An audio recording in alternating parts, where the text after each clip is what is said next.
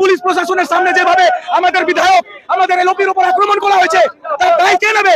Police প্রশাসন থাকা সত্ত্বেও আমাদের মহিলা কর্মীদের উপর মারধর করা হয়েছে। এই মুখ্যমন্ত্রী বলতেন তো এগিয়ে বাংলা, এই চটি চাটা পুলিশ প্রশাসন গতকাল কোথায় ছিল? আজ আমরা রাস্তায় নেমেছি, হাজার হাজার পুলিশ মোতায়েন করে দিয়েছে। আমাদের এলওপি হোক বা আমাদের কোন বুথ সভাপতি হোক, যে কারোর উপর আক্রমণ হলে বিজেপি যুব মোর্চা রাস্তায় নেমে প্রতিবাদ করবে। কি বলবেন এই বিষয়ে আপনি? শুনুন, বিজেপি হচ্ছে একটা প্রধান বিরোধী দল, আর বিজেপিকে পশ্চিমবাংলার ভূমিতে এই তৃণমূলের বিরুদ্ধে রাস্তায় নেমে প্রতিবাদ করার জন্য আমাদের হাইকোর্টে গিয়ে পারমিশন নিয়ে রাস্তায় নামতে হচ্ছে কেন? এটাই তো আমরা জানতে চাইছি।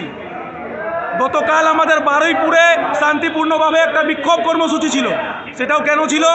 সেখানে মন্দির ভাঙা হয়েছে, মা শীতলার মূর্তি ভাঙা হয়েছে, তার বিরুদ্ধে লিডার অফ অপোজিশন যখন এখানে শান্তিপূর্ণভাবে একটা সভা করতে যাচ্ছিলেন, বিক্ষোভ সভা, সেখানে তৃণমূলের একদম চক্রান্ত করে এখানে গুন্ডা বাহিনীদের ফিট করে দেওয়া হয়েছিল।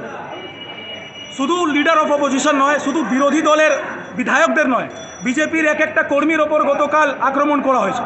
এটা কেন হবে? মুখ্যমন্ত্রী যে বুক ফুলিয়ে বলেন যে পশ্চিমবাংলা নাকি এগিয়ে বাংলা, আমরা প্রশ্ন করছি মুখ্যমন্ত্রীর কাছে, কতটা এগিয়ে বাংলা যেখানে প্রধান বিরোধী দল রাস্তায় নেমে প্রতিবাদ করতে পারছে না? আর আপনি ক্রমাগতভাবে হিন্দুদের বিরুদ্ধে কথা বলে যাচ্ছেন, আপনাদের বিধায়করা কথা বলে যাচ্ছেন।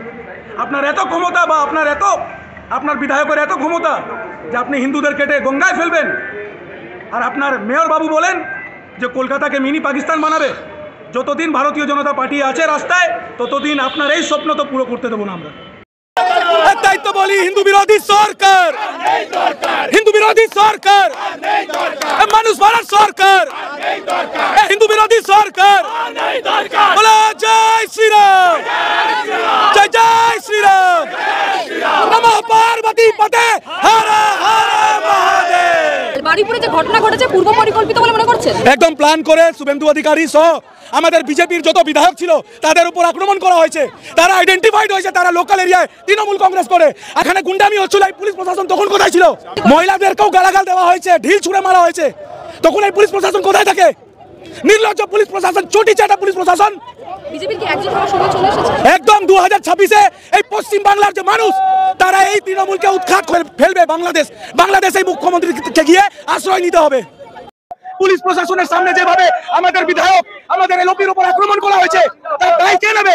পুলিশ প্রশাসন থাকা সত্ত্বেও আমাদের মহিলা কর্মীদের উপর মারধর করা হয়েছে। এই মুখ্যমন্ত্রী বলতেন তো এগিয়ে বাংলা,